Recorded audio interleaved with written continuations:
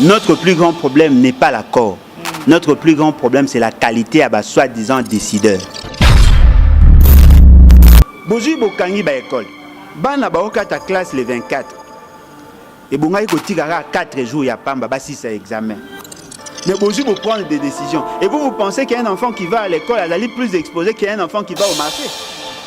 Ce qui veut dire que par mimétisme. Moi, le coup la France, Macron a sali, on a remarqué que M. Félix Tshisekedi a un réflexe à ça, à copier-coller, à Katia à copier-coller. C'est pas comme ça.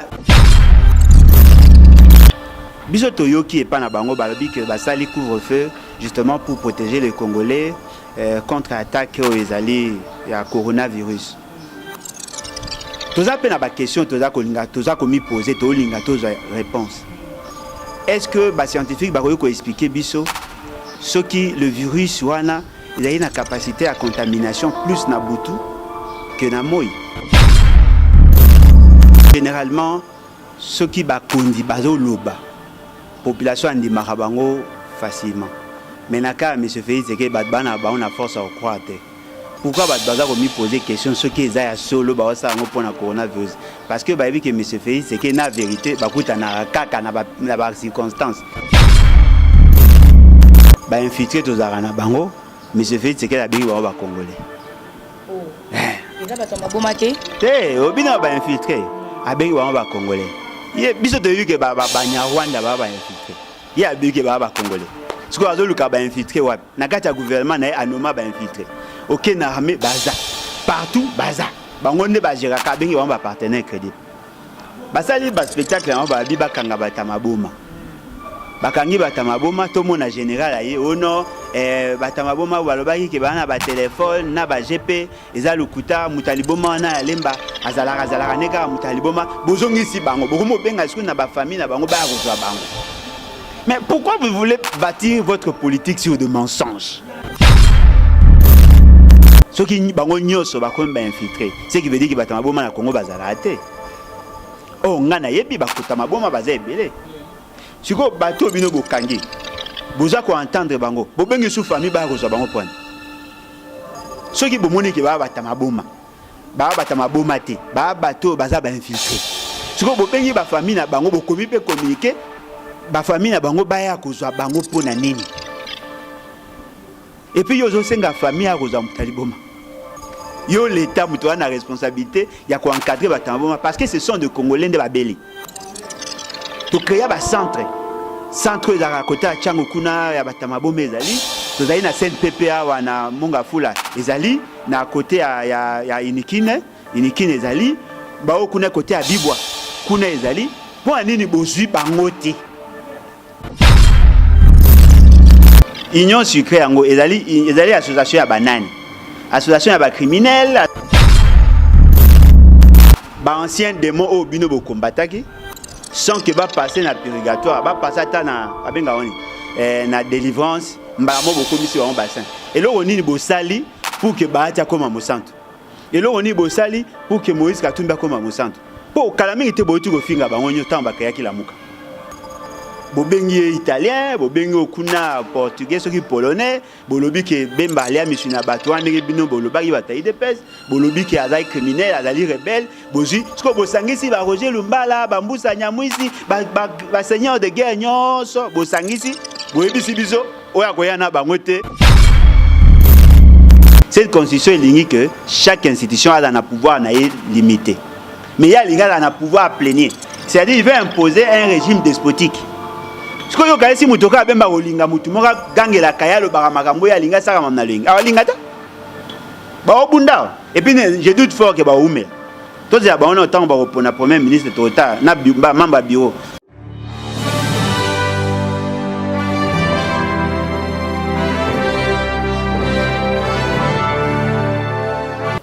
Bonjour et bienvenue na bino balandi équilibre télévision ezali bongo wa bino Cadette Muswamba Sugasho la patriote bande ko balandi lesengo ezali mingi ya kokuta bino liboso bitando na bino liboso ba internet na bino netina kolanda chaîne o emesana ko informer bino nangonge sengeli pe na tango o esengeli ezali bongo équilibre télévision bobosana ko like pe ko s'abonner te lulenge to mesana ko ba même ko partager atape ko commenter tozala kana yango pe na bosenga ya mingi penza fala bana mboka Sengo mingi nazali ko remercier équipe technique Mobimba ya équilibre télévision sans oublier le DG Jérémy Luemba pe nazali ko remercier les sous Greatness Mozo lipasa ya maman na bango pe Agnes Kaja bonne guérison à toi pe Migra Kaninda bonne fête na yo Migra Kaninda la fille le fils de son papa et sa maman lelo tozali bongo elongo na mona mboka lembo lojo lolenge bosile ko benga pe ko senga ete azonga lisusu lolenge to misana ko beta masolo pena ninga panza kanteke kaka ndenge bolingaka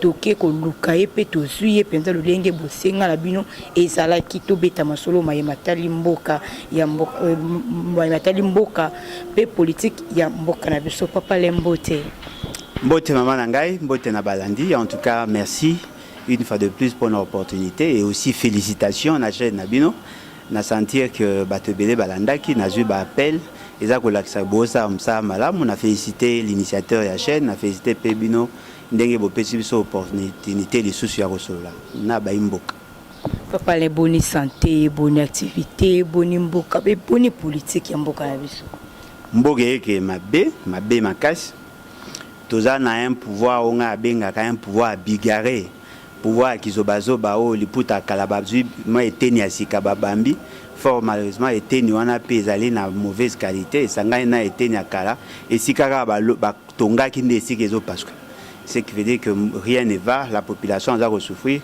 totikali na 2 jours pratiquement ya Noël baboti bayebi même pas ceux qui baroza biloko elia na ya mukola jour ya lelo toyebi te ceux qui baroza jour ya Noël et puis le 31 ou le 1er janvier toyebi te ceux qui lo né au sama bref il y a l'incertitude parce que moni na matali mboka et lo que pesa ka batu moi force d'aller espoir ceux qui peuple a commis na désespoir et lo ka malonge ezate et bonga attaque azangi et lo ka kolia maza en espoir que lobi rechanger biso même lelo na toyebi te lobi pe route d'aller sombre omoni biso ba oto bala basi nangonga o ya mpiaka makasi elo resala bango espoir ezani amoni ke mobai na azotanga ayebi ke soka 6 classe akoki kozwa ata musala ayebi ke un jour vie na bango ekobonga mais oyo eza lelo eza mobali yango ya bali atanga te espoir ezate musala ezate azane pe mutakolangwa l'état congolais lelo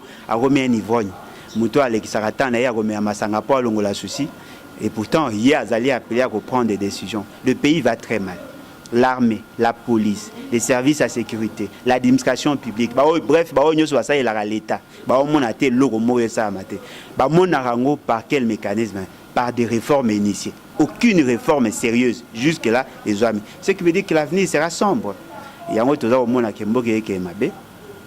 Et nous espérons que cette fois-ci, la population va comprendre qu'elle n'est pas condamnée à vivre en incertitude. Dans des gouvernances sérieuses, gouvernance précautionnelle, au Kokuta Kuna, réfléchir sur l'anticipation de besoins. Imaginer l'avenir à Congo dans 30 ans, dans 50 ans. Mais bisoto ana obeta na masola passé et puis na passant au tolo bana marama mapé le président na tobaina obeta masola na bongo avenir to obeta onde voilà. Vraiment bandeko bana ibete bozali ebele bisika bosili kozoma yambo ete tokota na masolo na biso lelo nazali kolakisa bino buku oyo ekomami na mwana mboka Alain Bolojwa buku oyo ekomami forêt congolaise conflit nébuleux d'objectifs écologiques et économiques ezotekama na mbongo mukie sokosomba yango okotanga po comprendre mai masali na kati oko comprendre souci ya mwana mboka Alain Bolojwa na onyo salobaka na plateau okokuta yango na kati ya buku oyo po comprendre souci na ye pona mboka na biso ezali na ntake mwana mboka ya solo akokai kosuka kaka na koloba te akomeli biso pe yango na kati ya livre ozala yango posa contacter na numéro na ligne to message koloba to pe o contacter ngai wa bino Cadette Muswamba la patriote na kozanga te ko solano pona tina ya buku oyo papa Alain to betana nsko masolo yango affaire à couvre-feu tout le monde a annoncé couvre-feu depuis le vendredi passé. Mais habité selon yo. Ils allaient à solo pour la coquille ma Covid-19 ou soit ils allaient insécurité quand on bazolo belango ou soit ils allaient au juste ou ils allaient cause il y a couvre-feu. Est-ce qu'ils allaient pas respecter ou pas? Madame Omoni, généralement, ceux qui bakondi bazoloba, population andi marabango facilement. Mais naka monsieur Félix c'est que badbana ba on a force à croire. Pourquoi badbaza ko mi poser question ceux qui est solo ba ça ngo pour na coronavirus? Parce que ba vu que monsieur Félix c'est que na vérité ba kuta na kaka na ba circonstance. C'est-à-dire que azali moto aza penar na capacité ya koloba na ba vérité. À force tellement qu'à cause mingi tellement le baba contre vérité batu balongola espoir bandimaka na bango yesute. Vous avez imaginé mutalobi que na sali couvre-feu pour na protéger population a Burundi. Population est morte à douter habiter ya zara mutalokuta certainement za kokosa. C'est-à-dire ba komi ko Lucas ko bango mo ba pesa ba réponse na ba question baza reposer. Ça c'est très dangereux pour une république. Quand un président de la République dit quelque chose, il faut bénéficier à 50%, il y a confiance. Mais où il y a biso, il y a de 12 à 13%. Même les membres de son propre parti, on dit maïté. Biso Toyoki et Panabango balobi que basali couvre-feu justement pour protéger les Congolais contre l'attaque aux alliés à coronavirus. Toza pena ba question toza komi poser to linga toza réponse. Est-ce que les scientifiques vont expliquer ce qui le virus wana il a une capacité à contamination plus na butu que na moi? Parce que tant que tu vivre biso ba automata ba 207 tomata ba yas toza condensé toza comprimé to fandaka 4 et puis ba receveur ba be la razando wenze tout ça ba be la kana ba soi na bango izo kozwa biso toza koyeba te na moi to koza contaminé te kana butu. Nazando, il y a plus de 100 000 personnes bayaka Nazando.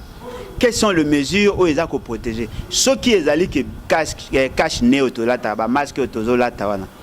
Na koskola maboko, ils ont ligne de solution. Alors pourquoi ne pas garder la même philosophie Tinabutu? Ouais, on ne peut pas prétendre tout maîtriser, mais je crois que bateau va ko aider biso ezaka ba scientifique. Mais et là comme mot ils ont se poser par rapport à la gestion. Madame, les décisions prises par un président et s'exécutent dans tous les territoires nationaux. Est-ce que nous avons la même réalité partout? Parce que ce sont là des vraies questions qu'il faut me poser. Nazaïna maman moko ya je crois Nazaïna Belgique. Ce qui n'a pas été entre Belgique et France. Madame Bombo, Marie-Louise. Cette dame a ko betelanga masolo ya territoire Bungandanga. Nakati ya territoire wana bateau balongwaka Kinshasa pour na okoma kuna eza difficile parce que la province wana déjà au départ ils ont enclavé mais aussi territoire n'est enclavé. C'est-à-dire que mutu po alongwa libanda ya Kinshasa akene kuna eza pas. Na vague ya liboso ezala Bungandanga ezala Zongo na province de ya nord ya sud Ubangi na ya Mongala ba connaîtra attaque moko ya maladie. C'est-à-dire que vague ya liboso ekoma kuna te. Mais bozui Boche bango na ba même condition, c'est-à-dire que vous avez fermé les activités commerciales mususu. Bosali que bango pe ba noter kaka au-delà à 21h. Est-ce que baza na même réalité na Kinshasa? Ceux qui ont besoin de décision pour le coronavirus. Besoin ici où vous avez constaté qu'il y a la maladie. Pourquoi paralyser toute la République, même dans les milieux où vous êtes concerné? Il fallait que bango ba evre ba travailler normalement. Bozu bokangi ba école. Bana baokata classe le 24 et bonga ko tigara 4 jours ya pamba ba 6 examen. Mais bonjour vous prendre des décisions et vous pensez qu'il y a un enfant qui va à l'école elle est plus exposé qu'il y a un enfant qui va au marché. Ce qui veut dire que baza ko sala par mimétisme. Moi le col la France nani Macron a sali bango pe faut ba sala. On a remarqué que monsieur Félix que azali na réflexe à ça à copier coller à katia à copier à coller. C'est pas comme ça. Il faut beau lukaka ko adapter mesures en tenant compte de nos réalités. Et là, comme monsieur Ali passe d'ailleurs, Bossali couvre-feu à 21h. Bande qu'on a biso à Zando bate kaka.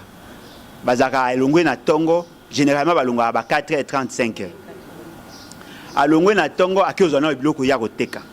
Net ba mama azigida. Bazaka mo bobaye na ba 4h wana be ba 3h au mona bango ba oya ba sombi ba biloko ba 5h ba kei ba ke kotanda na wenze na bango asombi ateki biloko na yeboti il faut azala sûr ki ateki pour la possibilité ya kosomba biloko akolia alongwe ya msusu na ndaku na wenze 17h pour akoma ndaku na okoma pe na 20h parce qu'il y a un problème à transport il y a un problème à embouteillage a commis à 20h abandi kolambela bana msusu fufu etebi 21h akende kosomba fufu moya bimate po bakangi soki obimi couvre-feu c'est-à-dire que bozo ba décision bo tenir compte na ba réalité anthropologique na ba réalité sociale ya population te yango moni siko bande ko na biso mingi surtout ya ba parti populaire net ba chango e consort ba o sepelate bango ba banzombo le soir bazwaka ya msusu bloka rouler na butu na ngonga sko yo kangi bozo ko yeba te eloko neza ko sala et puis voix ya entrée ya chango chango ezaka na entrée moko officiellement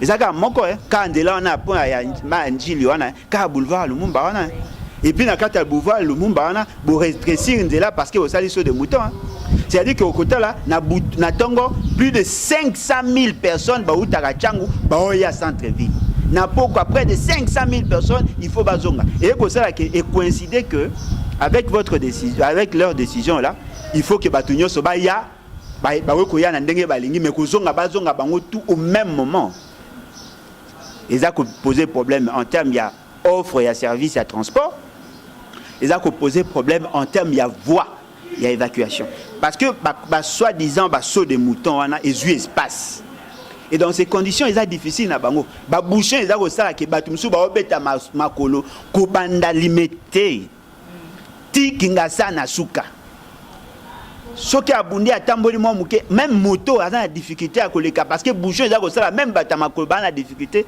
justement parce qu'on n'a pas su anticiper pour la nini il faut biso to les na boulevard soko zunet na côté à Mongafula nzela mo bimane bimati na quartier 13 na njili oye kende utaka kenda ti bakotaba ba Kongo soko kena côté ba Mongafula e bimaka wana soki babungisa kinzela na e ko sala ke batumso ba bimaka partir wana soki ba côté ya côté c'est comment soki ba zui ata côté ya côté balé à partir ya ba Kingabwa kuna ba comment on appelle nzelo ya nini quartier Salongo kuna ya limité ngambo ya des bonhommes wana boko sala nzela mo bosali système moko ya pont et kati sangamo bimana masina c'est-à-dire qu'il y avait possibilité d'anticiper mais le quoi pour gouvernance et anticipation de l'arrêté et bien voilà mutu nyonso ainga kende aéroport ainga ke njili il faut les kaka na boulevard wana alors ceux qui boulevard et kangami batboka naza ko biso eza passer aux mona la population baza ko souffrir ba souffrira déjà vous bakisez le bango souffrance et à transport souffrance et à temps et au finish boyo kanine non il y a eu 200 cas de décès il y a eu 9000 personnes guéries c'est-à-dire ceux qui boyebi ke boyo ko guérir maladie wana ceux qui boyebi ke na déjà na phase à liboso il y a pas eu assez de morts pourquoi dramatiser pourquoi ne pas comprendre les kambango avec en tenant compte il y a aspect il y a statistique qui a passé parce que na monaki gravité à malade en côté et puis le monsieur peut la livrer la gestion la riposte beaucoup créer telle que force na bien sûr telle que force na niveau de la présidence les gens vont donner de l'argent et puis on a beaucoup créé batunabino caisse à solidarité et puis dans ce cas on apprendra que mbongo va dépenser qui pour prendre en charge nos dépenses liées na mamba coronavirus et là qui à peine 3 500 000 bobimisi 27 millions le ministre a moni 10 millions le coordonnateur a moni 3 500 000 et au finish pour ces faits là vous voulez maintenant que tu as des conditions à Mabé. Nous devons arrêter Yakolinga ko utiliser population comme des marchepieds. Il faut tout ça la effort, tout comme la gouvernance more potable. Une gouvernance qui tient compte de la réalité. Boye barabo que y a psychose dans l'esprit de la population pour justifier les dépenses. Moi je doute fort que le coronavirus n'a biso est allé plus dangereux, surtout plus dangereux que la malaria. Je doute fort parce que taux de mortalité et pas la biso na cas contaminé et là qui moins de 3%. Alors pourquoi que tu as biso na ba psychose ou non deuxième vague non mais première vague non les c'est quand même décevant et ce sont les Congolais qui en pâtissent. Bao baza ba bailleurs ba aux en difficulté parce que ba terrasse est kangama terrasse ba melami masangana pourquoi bao baza na ba activité commerciale il faut ba kangaka avant bao bazwaka mbongo na dernière minute po balia baza esu na espoir te okokozwa mbongo na 20h na 21h onese ekangamaki olali nzala. Et devant ces réalités, les responsables c'est qui? Fatibé. Papa Alain tout nanon lisolo ya bato maboma o basili kopanza na pena na mboka Kinshasa balobi bato maboma yango bava soki pe suspect to ebiteske ke bato maboma o nyos to mona bazaka ka suspect et ça pe ya solo ke no ba infiltrer ba koti à travers bato maboma undeni. Maman nangai ba infiltrer ba kota. Ba infiltrer to zarana bango mais c'est fait c'est que la bingi ba congolais. Oh. Et ça bato maboma te? Te obina ba infiltrer. A bingi ba congolais. Il biso de que Rwanda ba infiltré. Il y a que ba congolais.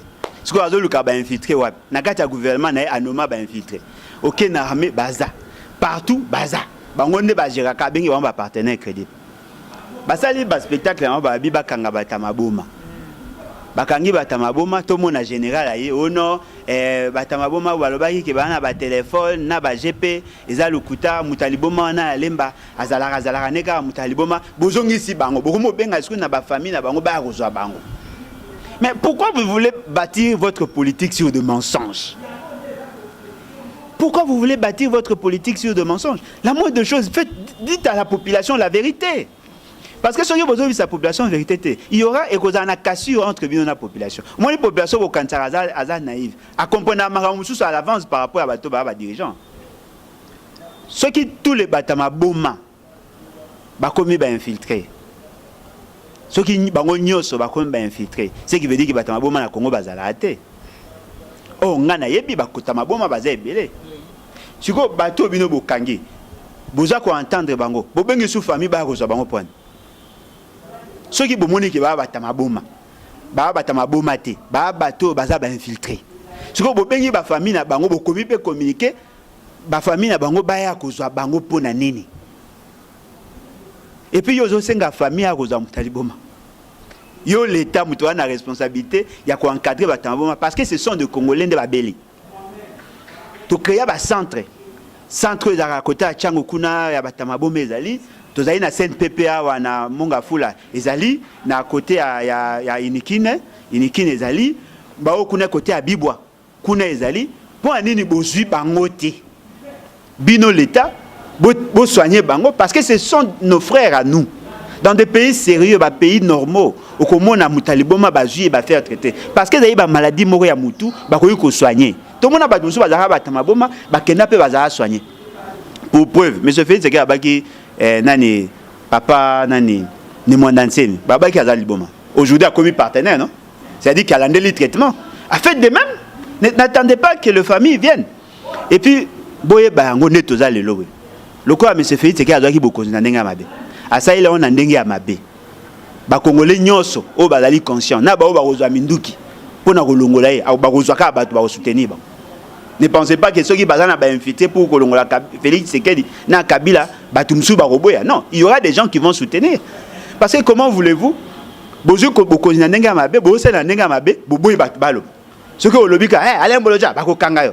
Botinda bata CNS mabe, botinda bata aner mabe, bolingi ko tangisa biso. Loko boboyi ko boboyi to lo ba malembe.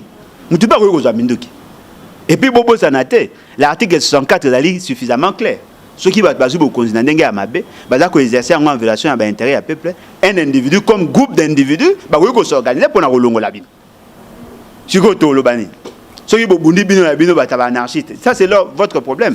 Notre souci, Nasuka et Zali, que les choses changent. Toi, on a pour ça que tout le monde soit en sécurité. Il y a Azako Banga pour la sécurité de son pouvoir. Azana pour ça à sécuriser le pouvoir. Azako Bossa même militaire ou Bandingandingane Banesengote. Voilà, bobanga bilo batamaboma na baza. Ezali kaka que l'état azali capable de gérer bangote yango moni. Et là ça la passe zani. Tukuta na baona banzela. Mutaliboma soka bomio a osambate. Soko botika baona banzela. Akoyi pe ozambela tubi mutu akoyi ko violer mutu. Non mais bon ça un fort bon encadrer bango. Soki bo bana ko encadrer batamaboma. Bonga bobanga banga te. Puis na omona ke bo travailler na psychose. Dikamuke bangi ba bomai. Dikamuke bangi ba sala ebo. Bo konyeka we. Na bolembite bolemba.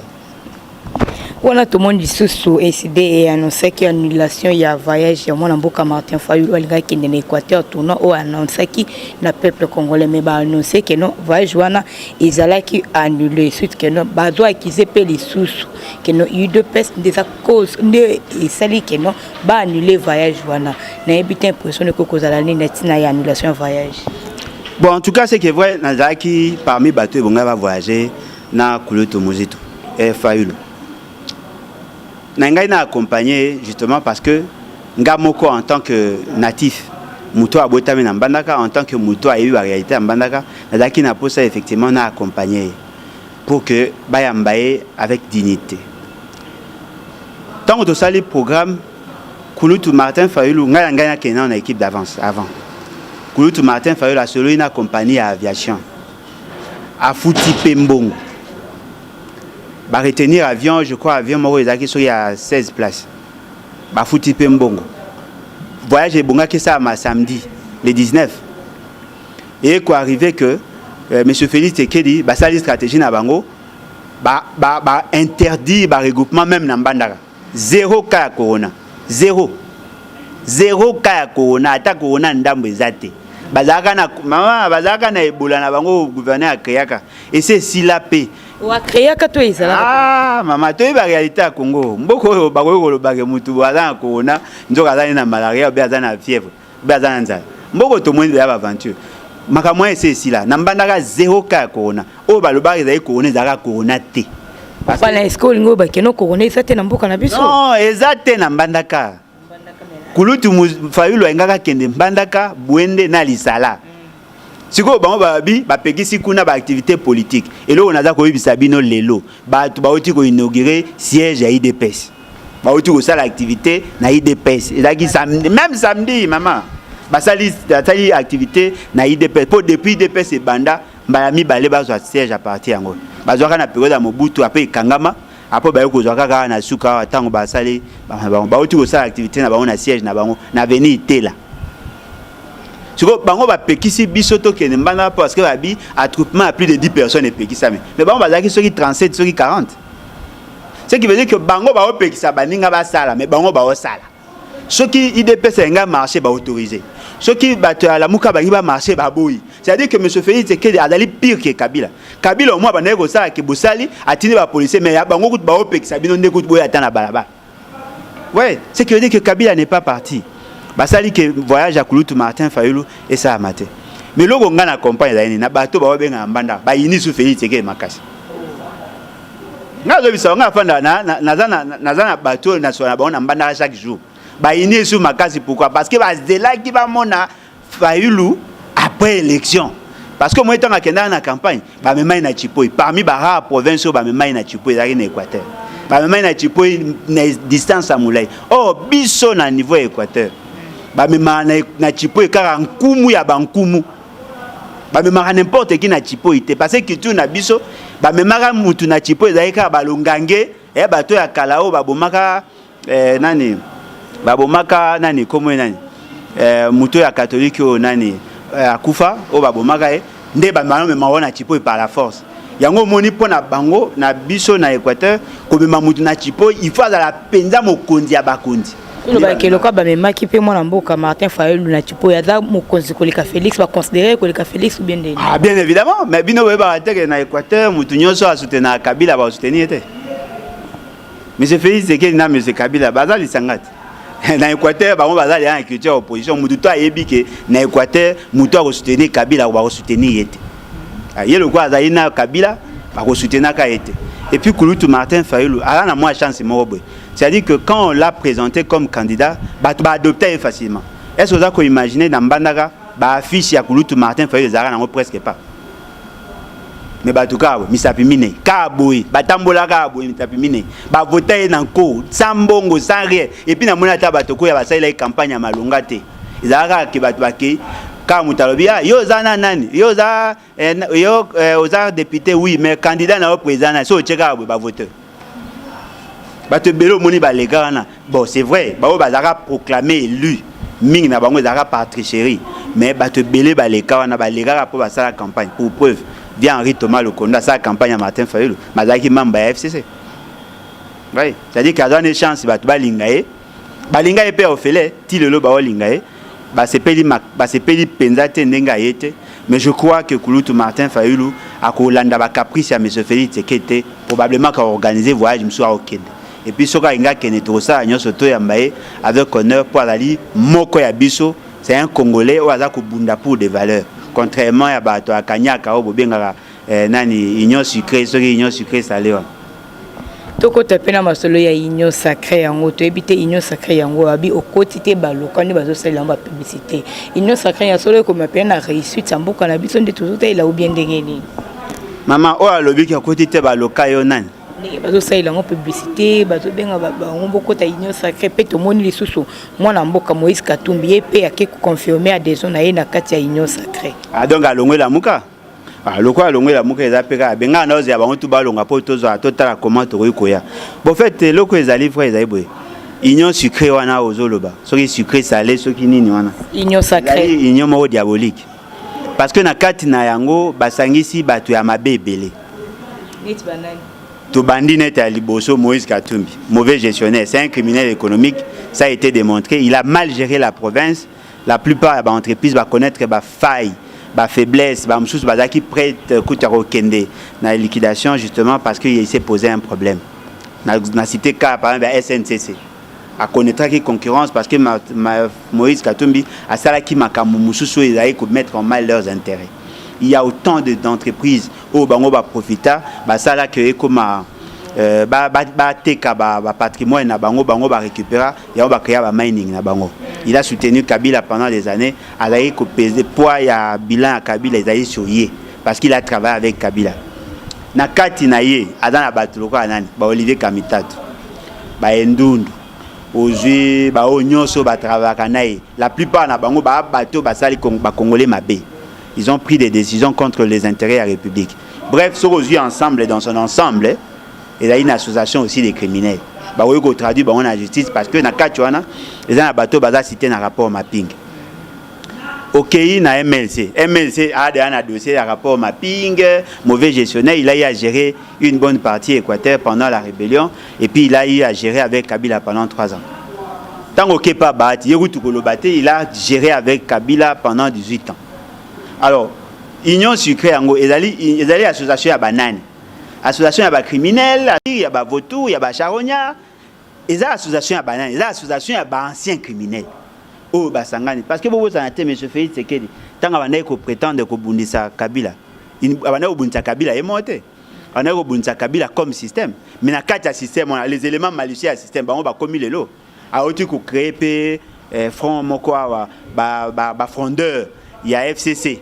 Au bas le na FCC ba kepa na ye bazali majoritaire par rapport à ba nombre ba opé ça ba statistique, c'est qui sous-entend que bango yo tout ça va se mettre ensemble, c'est une association des criminels. Alors en tant qu'association des criminels, rien de bon ne peut sortir. Ce qu'on muto ala kolobake o a kotité ba lokaye, mais comment des anciens démons wana ezali nango kaka publicité nde to sota na te bazo belela ouais mais là te loka on va belinga pe na zo commenter na pe na droit commenter.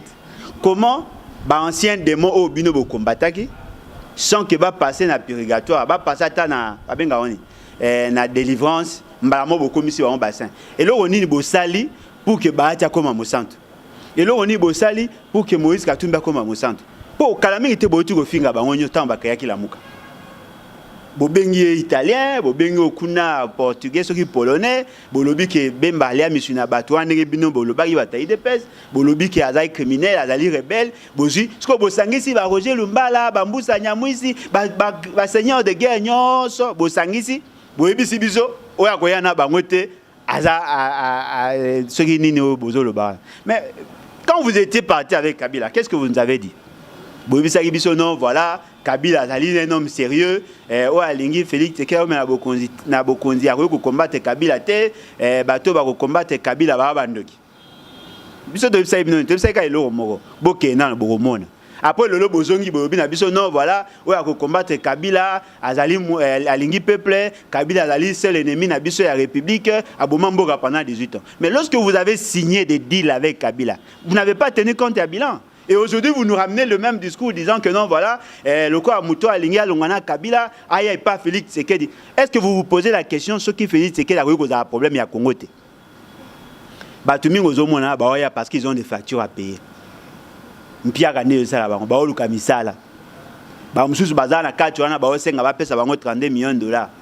Pour na makambo ekomela ka bango na passé ba musuku na ba iba fungula ba entreprise na bango pour ba récupérer ba entreprise bazana ba actionnaire ba goya ba musuku na kati ba problème misala parce que baza ko kokasu ko entretenir ba groupes armés ba musuku ça dit que au sangisika ba auto benga ni ba charognard ba to ba lia ka misunya ba lingi ba congolais ba kufa pour ba lia misunya ba. Et vous pensez que mutumo azali sérieux a ko ndima que derrière Félix Tshisekedi pour soutenir groupe wana ba charognard et le Rwanda?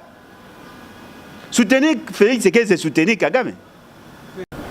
Papa Alain Tomo, je suis coordonnateur de la plateforme de la Mouka à exclure mon amboka Moïse Katumbi et Jean-Pierre Bemba parce que bakenda qui consultation au Mokonzamboka a organisé qui acte soit na izama la moto pesa mabe bolembi bango na kati ya la Mouka ou soit ni ne komi ko sala ke bobenga na bango na kati ya la Mouka.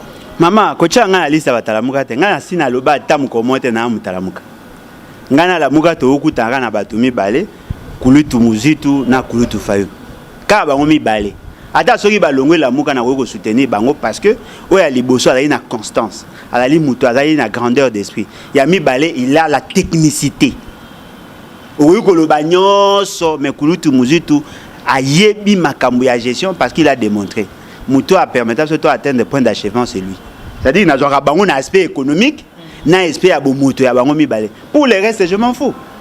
Est-ce que vous avez imaginé la Mouka est ça sur base il y a un texte ou ba bengi convention créant la Mouka. Ba mi pesa ki ba objectif. Et dans leur objectif ba qui co-instaurer l'état des droits, faire respecter la constitution et la volonté à peuple. C'est-à-dire que bon ba qui derrière la philosophie, il y a qu'à combattre le système qui est en place. Chico, monsieur Félix Tshisekedi na monsieur Bemba na monsieur Moïse Katumbi ba signaka déjà deal ba saka mais ba signaka accord ya non agression bango ba komi ko soutenir ba oui ba ko sala opposition républicaine proche du pouvoir ba za ko soutenir déjà au départ ba o soutenir déjà bato ba na pouvoir siko yo za opposant o soutenir muta na pouvoir o lingi ko ba opposant musu ba compagnon non bango ba bi que non ba za ko soutenir démarche à union sacrée ba adhérer na union sacrée. Oh, on va bien gagner sacré, on a sacré c'est salé, sacré, sucré, salé. C'est-à-dire que à soutenir, déjà, comme il y a une philosophie, il y a bateau, la ligne à pouvoir.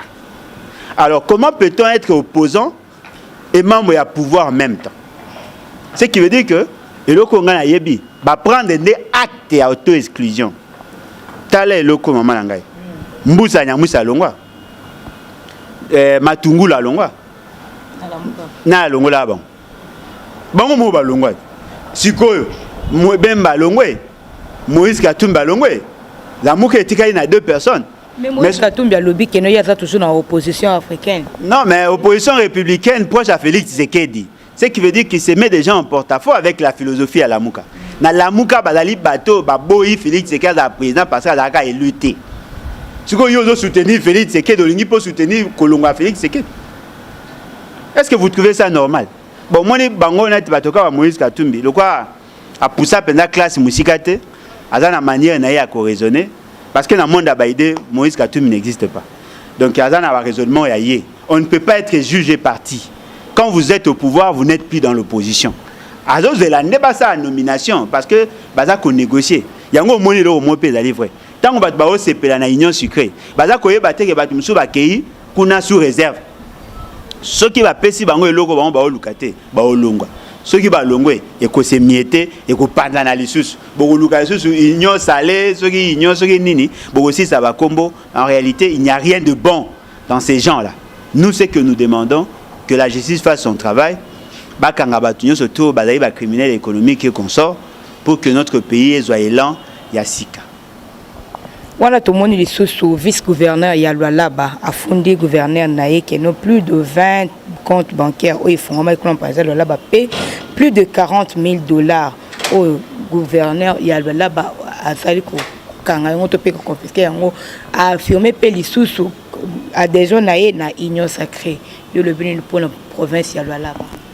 Bon en tout cas c'est qui est vrai ils allaient exceptionnellement, province à Luala, jusqu'à preuve du contraire, ils allaient bien cotés. Hein, bien coté en termes d'initiative. On sent qu'il y a un management un peu différent dans le gouverneur.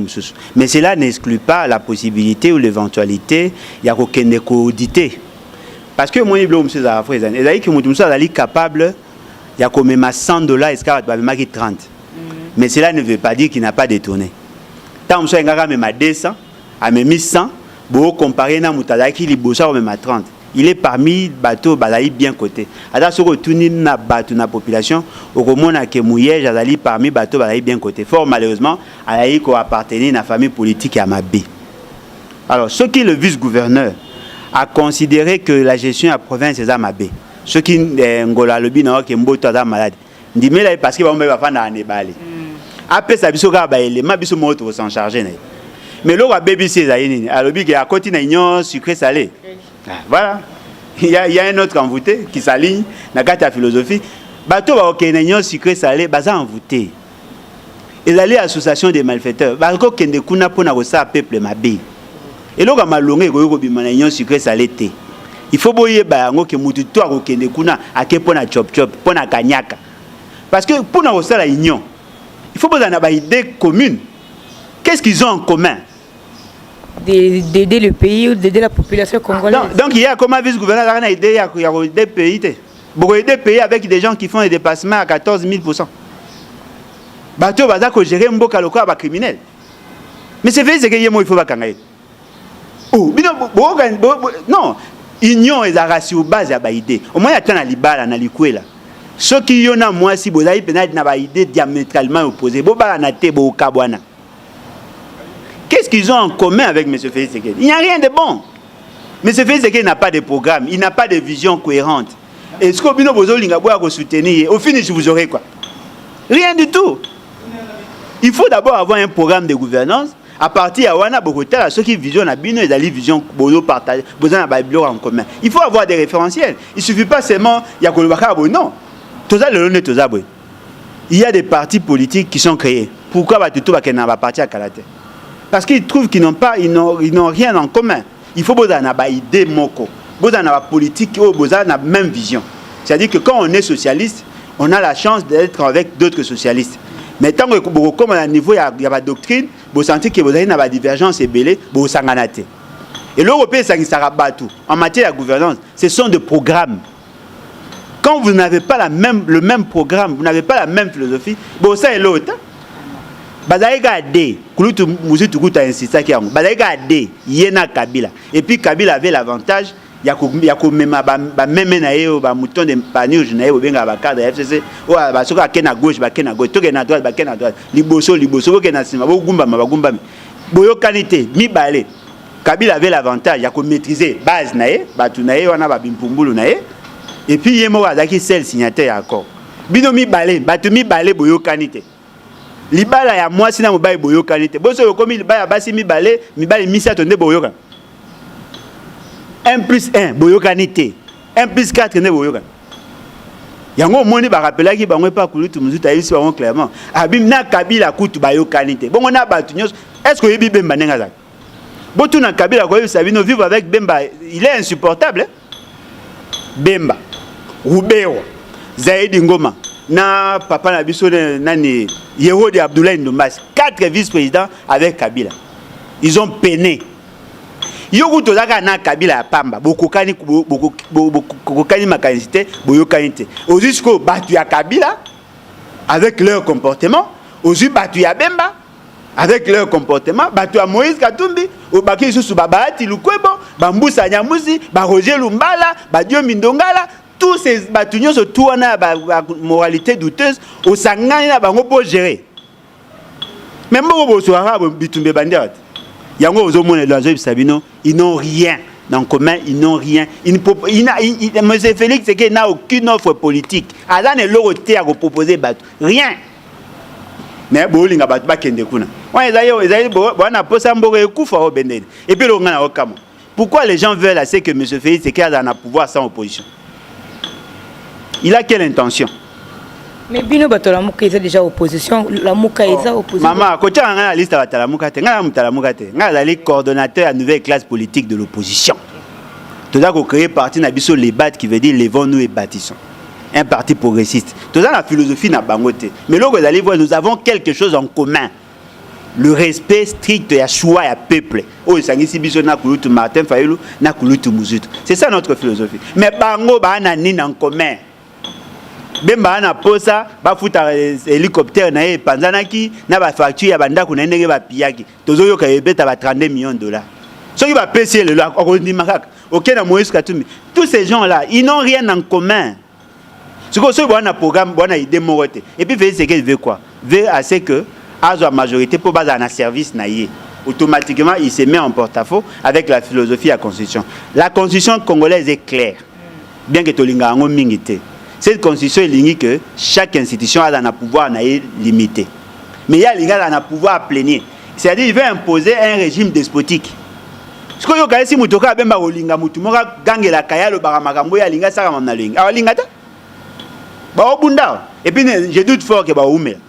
Tous les abonnés autant pour la première ministre Tota, na membre bureau Tota. Bobo santé que session ordinaire à septembre c'est Kangamagi. Il faut pas convoquer session extraordinaire pour organiser les votes afin que bazwa membre bureau à Sika. Après ce que il faut pas couper sa première ministre. Sur la si vous sa première ministre, il faut pas ça. Il faut pas y aller présenter un autre premier ministre et son gouvernement pour être investi. Ce qui va ici, après va représenter la loi rectificative pour un nouveau budget. Papa, maman, tu comme en 2022. 2021, les gars, ils tiennent na boule et là, malunga ba ça té. Baza na posa ni te ba na posa ka mbongo. Bataille de pétrole on a comme na bazo tambola makolo ba finga ba pauvre. Ba yinde ko s'enrichir. Bon appétit, mais là c'est vrai, la population congolaise ne peut pas perdre son temps, il y a qu'à espérer na babilo ka marque. Voilà. Au moment où Batozo est la première ministre qui ne déposé une lettre de démission, et à un moment où tout le monde a eu une action, surtout que banda misala soit bandi ko sala meke meke. Il y a solo à déposer lettre yango to pe à déposer té. Maman, le premier ministre Kulutu Muzutu a insisté à rappeler à Bango, le premier ministre a longwa kaka par démission ou par décès. Kasi a démissionné. Non, mais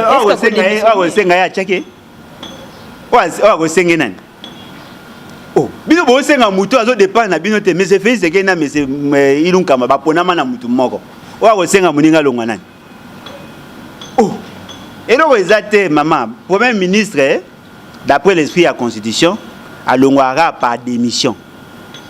Alors on a deux possibilités, démission volontaire, yemora une décision à démissionner ou soit démission forcée par la motion de censure dans l'Assemblée nationale. C'est-à-dire que ceux qui va couper si gouvernement na motion na l'Assemblée nationale, oui. Le gouvernement est réputé démissionnaire. En ce moment-là, le premier ministre est obligé d'aller déposer sa démission. Si on a mis balai, vous pensez que Félix Tshisekedi a le pouvoir de faire quoi? Mais le col bureau Mabunde Koya qui est pas Kindet. Non, il y a Mabunda Bali, il y a l'Assemblée nationale. Il y a Mabunda te. Il y a Mabunda Bapona Maina Batumo. Oh, bah toi confondre vacances que ceux qui problème bureau quoi automatiquement quoi. Non, est-ce que vous est-ce que vous attendez qu'on réfléchisse? Caméra était parti. Est-ce que Balongola Gizenga pour autant premier ministre? Oh. Est-ce que le premier ministre a lié à bureau, toi a lié à l'Assemblée nationale? Pour qu'il y ait il faut qu'il y ait une motion à censure. Motion à l'Assemblée nationale, ce qui la majorité a député va voter pour son départ. À Kolongwate, Mazali réputé démissionnaire. Azali astreint maintenant à aller déposer sa démission. Ce qui a déposé démission et que l'institution président de la République à prendre des actes na membre du gouvernement c'est ça la procédure. Dans la République c'est pas comme ça. Il est obligé pour un ministre bon soit aboyi. Est-ce qu'il y a une disposition de la Constitution où il est obligé que ceux qui président Azali na saut d'humeur à Rolongo na bokoni? Wapi? Vous voyez que vous nommez informateur, vous avez soit démissionné pour vous aventure, comédien, juriste, voilà, le président de la République a le pouvoir plénier de nommer un informateur. Faites-le alors. Beaucoup monsieur vous avez démissionné, bon samboué. Yambalo vous demandez de comprendre que vous êtes ridicule. Parce que par moment quand on vous voit, on considère que vous n'arrivez même pas à bien réfléchir. Faites-le. Bon ça là total. Beaucoup mis à Fatibé. Oui mais constitution. Ce qui est aussi constitution te mutaroto sabino azati. Bon que ne bosse pas blona. Et puis biso tona posa pour même ministre Atika Batika. Non. Nous voulons à ce que monsieur Félix Tshisekedi et sa bande bango tout bacha bango libanda. Ça c'est notre combat à nous. Comme à la révolution, tous les décors sont plantés. Kalamir était l'élément déclencheur. Mais c'est Félix Tshisekedi, mais c'est Kabila bango tout libanda. Ça viendra. Bon tout le monde a tout le monde a repéqué ça, bango va vivre. Bozo za mbongo à l'état, boza ko lia, la population a ko souffrir. Boyebi même pas kilo ça comme mbongo komi kombe. Ça comme baloso boyebité à made sou boyebité. La population a ko souffrir, ba to vont vivre na pauvreté. Bozo même bango sur ba dossier ya inutile justement pour mettre en mal les intérêts de la population. Mais c'est cette population là n'a ko voter bino lobby. Bo mitema mabe, na moi ba konza mitema mabe boité. Bo distraire ba débat démissionnaire. On s'en fout. Notre souci est d'aller bon parce que vous respectez la volonté à peuple. Toi, on a posé à peuple cette fois-ci, à ça la paix est fort, à Bunda pour défendre son choix. Comment vous Kabila, un simple individu, à tout 80 millions et 45 millions de personnes, à botter la bango pouvoir na bango ya kopona bakondi, à comme ça mutu moko boye, mutango a créé à tongi, mur ya lamentation, à ça kolela la pamba tout ça, des ans et les gabo. Bozo yeba que le 24 janvier ça caractère. Alors que ça 2 ans jour pour jour. Rien. Et Laurent Malonga, ça a été. On doit arrêter avec ça, madame. En tout cas, politique est koinda na mboka na biso RDC. Na minute mboa swimboa mabe mpanzia FCC mbutu kote na ndenga mukete. Nde tozo babo FCC est divisé en 4. Tokome na FCC progressive, oya mwana mboka AG Matembo, toza na FCC républicain, oya Guy Kwete, toza na FCC rénovateur, ya Kabange Numbi. Donc FCC est divisé, tokome ko banga to comme na 5 FCC ou soit 6e et ya ko s'ajouter na 4 oya déjà. Tozo bate mbutu côté libango et uti wapi kaka Félix Topenini. Maman, il faut vous être très prudent à Makambola. Vous savez, bateau batangi biologie, moi ndambo to tangi, il y a un mécanisme ça ma virus, même na microbe, le mécanisme à sisiparité. Un virus a beaucoup tanzo tonayo, beto zune tiloka ba mib. A beaucoup tanzo tonayo a mi pandi. Ne pensez pas qu'il est à ça pour intérêt nabino. Alors ça pour multiplier capacité à nuisance naï. Qui vous dit que ce n'est pas une stratégie? Tous à précéder. Pandani, monsieur va pas Félix, monsieur va tikali après na souka ça va se regrouper. Bon là. Qui vous dit que ce n'est pas une stratégie? Vous à précéder et puis qu'est-ce qu'on a à foutre na ba bloc ka ba FCC cash. Na assemblée la route ba FCC on est pendant. IDPS cash tout bloc à kala tout on est kufa et pendant bateau bazan en quatre kuna ba bima ba prendre conscience to créer une nouvelle classe politique de l'opposition. Mais quand bateau na yo tukoloba que no soki baye nanga ne ba misolo bateau na zo ba na za ba criminel ba gérate to ba congolais bazan en quatre ba parti to ke na bango déjà ba komi ba produit avarié impropre à la consommation maman moi des ans mutu nyoso a viola ki mebeko mboko o asaki mboko mabe il faut samba. Tant qu'il va il faut que tu rétablisses l'équilibre social. Il faut que nous arrivions effectivement, il y a que ça là, c'est que la population congolaise a senti que beaucoup de gens pas. Ce qui va au pandana, cash paye va au pandana, IDPS va au pandana. C'est pas ça notre souci. Souci n'a biso ezali, batou il y a sérieux parce que moi na kata IDPS bata sérieux bazar, na kata FCC bata sérieux bazar, ba longwa kuna ba créer ba courant à sika. Il faut sanctionner tous ceux qui ont eu à gérer. M. Félix Tshisekedi a occasionné gâchis. M. Kabila a mal géré. Ce sont des anciens gestionnaires. A Ibinera Djeraka dossier il y a Ebola kuna na Bwende Djera. Na Kenda kuna na mona ba séquelles ba conséquences ya ba acte ya posa. Ce qui veut dire que nous n'avons pas besoin de ça. Ce qui doit nous intéresser, c'est l'avenir de notre pays, l'avenir de notre peuple. Ata soki ba panzani. Bazana bango ba prostituer ba kozonga ba kosa esu libala mususu ba kosangisa sur avant FCC bazaka obangela ba honte biso tota ila ka peuple souci nangé ezali peut pas être capable de rouler ne fût-ce qu'une fois par jour. Voilà. Toujours comme penza na suka ya émission na biso papa Alain Lubamoko ou bien témoignage kokoza nango ya sénateur Lola o ba utaki kokunda témoignage ni kokoza nango na tina na ye. Bon, en tout cas, ezali muto nga ebi na ebaki personnellement. Azalaki akutaki moi tango basaki démembrement ya ba province. Akutaki province à Otu ele ezalaki province moko hyper enclavée. Azalaki effort ya ko initier ba projet ya réhabilitation à ba route. Ce qui est une bonne chose. En tout cas, moi personnellement, on a encouragé qui na idée wana. Et puis c'est vrai, Azaki Moutoumoko est un peu compliqué, mais Azaki quand même Moutoumoko Bandaki Azaki capable de dire non. Moi Azaki n'a RCD, bien qu'il a le poids et le bilan RCD, mais du moins il a été capable de dire non à Lungwara na RCD, à na MP, il a fait ce qu'il a pu faire. C'est ça l'essentiel. Mais ce que nous voulons. Nous voulons que tous les soi-disant politiciens congolais, qu'au-delà de nos ambitions, il y a Dieu. Tout ça est fort, tout ça est malade. Parce que dans le boya que toi nous ça témoignage à bien à Batoubakufa. Nous tous nous avons une responsabilité. Ceux qui pauvreté ça qu'on battre les plans, biso tous sans exception, nous sommes responsables. Parce que qu'aucune université ce n'est pas un privilège, c'est une responsabilité. Mais notre responsabilité en tant qu'élite. Il faut tout ça l'effort, tout bimisa mboka na biso na libulu. Libulu yango ekosenga tout ça ba choix moko rationnel. Hein? Tout ça ba choix moko rationnel et judicieux pour que tout ba ko pesa population na biso espoir. Ata soki to ko sala nyonso te, mais to créer espoir. En quoi faisant? En jetant les jalons. Ya ko poser ba base où ekomona que lueur d'espoir et se créer. Évitons de faire ce que nous faisons parce que après notre mort, nous serons tous jugés. Donc ça la passe les alliés. Ça viendra, hein? Parce que les enfants net au moins na kuta il a plus de 17 chèques à Banamike. Banamike 17.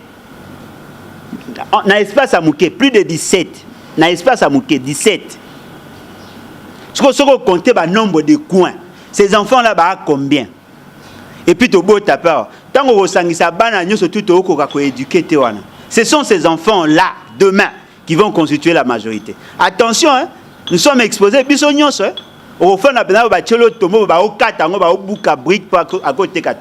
ça viendra. Tout ça, l'effort que nos enfants basent à la sécurité. La meilleure manière de se sécuriser, c'est sécuriser l'autre. Et puis, surtout le baron, la nouvelle classe politique de l'opposition, nul n'a le droit d'être heureux seul. Le Congo est un politicien. Le Congo appartient à tout le monde. Donnons aux parents la possibilité, le pouvoir, l'autorité nécessaire pour que éduquer bana bango. Ceux qui bana bango bazali mal éduqués, ba ko insécuriser bana biso, ba ko insécuriser biso. Travaillons pour l'intérêt national. Évitons ya ça ma ressentiment. On insiste sur ça ba bazango le quoi blague. Quand la majorité de la population baza pauvre, baza capable de nourrir bana bango te, ya ko éduquer bango te. Ces pays-là ils ont appelé à disparaître. Alors, ceux qui bossent l'erreur, beaucoup continuer. Pendant que les autres ba là.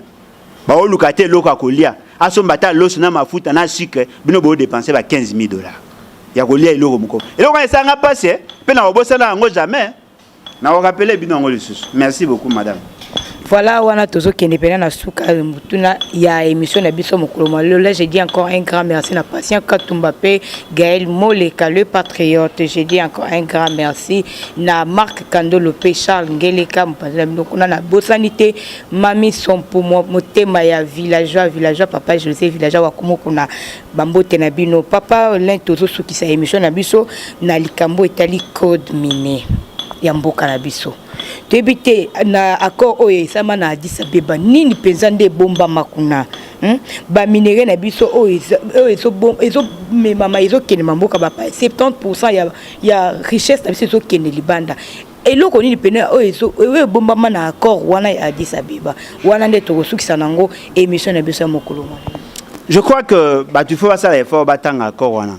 Il y avait des points faibles na ba points forts. Ce qui est vrai, on a négocié en position de faiblesse. Mais ce qui est aussi vrai, Batuming Baolinga va spéculer. Au moni, Makamba va minérer na biso, ça ne date pas d'aujourd'hui. Ça ne date pas il y a 2013. Et ça m'a bien avant. Il y a des pays Balinga va exploiter au détriment de la population. Notre plus grand problème n'est pas l'accord. Notre plus grand problème, c'est la qualité à soi-disant décideurs. Au moins, madame, il y a des pays qui ont pris les engagements de ne pas nous combattre. Tout cela qui est fort que notre développement est un effet d'entraînement sur d'autres, des externalités positives sur d'autres économies. Donc, il y a un niveau à Addis Abeba, Sololi, tomber d'accord. On a cité nommément certains pays comme complices, co-auteurs, il y a le crime de ça au Congo. Et les gens n'en parlent pas. Dans l'accord, on n'a jamais dit que les autres pays avaient le droit d'exploiter. Non. Mais l'accord, on a une naissance, il y a comment réguler la situation. Parce que Bongaki va coïncider sur la certification. La certification, il y a des matières précieuses, parce que des gens qui achètent chez nous. Aujourd'hui, un exemple, il y a certains produits, et là, on a Rwanda, mais Rwanda est le premier exportateur. Comment expliquer? Il faut maintenant commencer à certifier. Quand on va arriver à certifier, eh ben, ça va réduire les effets. Il y a Batunios autour, au détriment, il y a peuple congolais. Moi, je crois que notre plus grand problème, notre plus grand souci, c'est d'abord mettre fin à l'occupation. Ça va passer impérativement par la révolution. Deuxième souci, c'est d'avoir des gens qui sont pétris des valeurs républicaines, qui sont capables d'amener la population dans l'orbite à développement. Nous n'avons pas le souci, non. Nous avons le souci, c'est que le choix est peuple à respecter. Pour le peuple, mais si on a dit que si on a voté, on a un problème. Mais il y a aussi un problème, et puis le problème n'est pas l'accord, le problème c'est les animateurs de nos institutions. Au Kagame, on peut tout dire de Kagame. Kagame a un cerveau qu'il faut pour un président.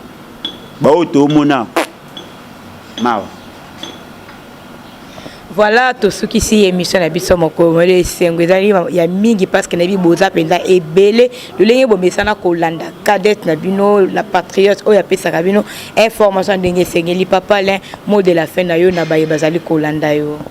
Bon, numéro Nabiso Zali 00243 81 250 28 51. Tout là, vous avez battu tout balai na posa ko somba livre. Pour soutenir vraiment la démarche. Nous avons un projet où ils n'allaient pas une école sans banc. Toujours, on a un milieu ici à la forêt. Chaque fois que nous livre, ils ont permettre de préparer pour ça la banc. Banc, il y a $15, transport, $5, pratiquement ça nous fait $20. Ils ont sur le PC $20, tu peux sur le livre. Et puis, tant que vous avez un livre, on a besoin de tambola parce que dans 4 livres, tu as expliqué le moko. Nous avons un fort potentiel dans la matière de forêt. La forêt constitue un enjeu mondial et le lot avec le changement climatique. Et en contrepartie, on ne donne rien à la République. Comment expliquer? Nous avons nos forêts, vous nous demandez à préserver alors que Binomoko, à partir de la destruction, de l'exploitation de Bino, vous détruisez la forêt de Bino, vous s'auto-protéger à Bisso et en contrepartie, il n'y a rien. De démontrer dans 4 livres que la dégradation et la forêt, la pauvreté sont deux phénomènes autant entretenus. Il faut faire en sorte que tu trouves le juste milieu entre l'exploitation et la préservation. Parce que ce qui vous savez qu'à la préservation, vous condamnez la population à la pauvreté. Ce qui vous savez qu'à l'exploitation, vous avez détruit l'écosystème et conséquence, ça va accélérer le processus de désertification. Ça va encore nous conditionner dans la pauvreté parce que plus les ressources deviennent rares, plus on deviendra pauvre. Tout le juste milieu, il y a un proposé analyse. Il y a un livre, il y a 273 pages, il y a 6 chapitres, il y a autant de tableaux, même il y a province dans les Katia. En tout cas, vous soutenez Bisso et vous allez bien. Merci beaucoup. En tout cas. Merci Nabino Balandi ya Équilibre TV. So ezamba no liboso ko bosa na ko s'abonner te pe ko liker même pe commentaire na yo ezali pena important pour na biso ngana bino to kutani mbalasima. Là je dis encore un grand merci na JP Loko botika la malamu soki esuma сезонgi te to kutani mbalasima. Bye.